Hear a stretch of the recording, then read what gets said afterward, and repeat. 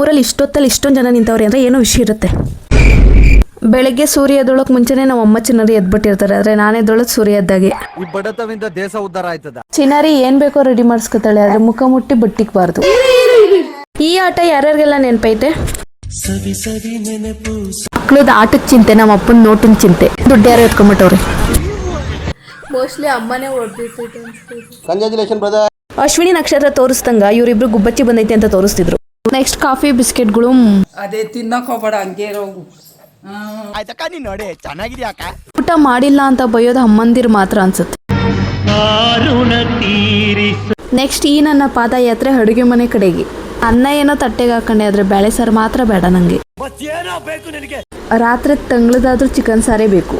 ಆಯ್ತು. ಆಮೇಲೆ ಸ್ನಾನ ಮಾಡಿದ್ರು ಬೆಳಗ್ಗೆ ಹೆಂಗಿದ್ರು ಹಂಗೆ ಇದೀನಿ ಅಂತ ಮುಖ ನೋಡ್ಕೊಂತ ಇದ್ದೆ.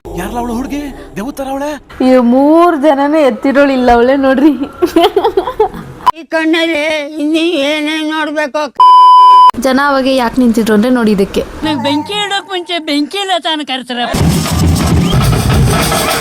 ಯಾಕೆ ಹೊಡಿತಾವ್ರೆ ಅವನ್ನ? ಸಂಭ್ರಮ ನೋಡಿ ನಂಗೆ ಒಂದು ಅರ್ಥ ಆಯ್ತು. ಅವಶ್ಯಕತೆ ಇದ್ದಾಗ ನಂಬಿಸಿ ಮೆರೆಸಿದವರೇ ಅವಶ್ಯಕತೆ ಮುಗಿದ ಮೇಲೆ ಮುಳುಗಿಸಿ ಮರೆಯುತ್ತಾರಂತೆ. ಅಷ್ಟೇ.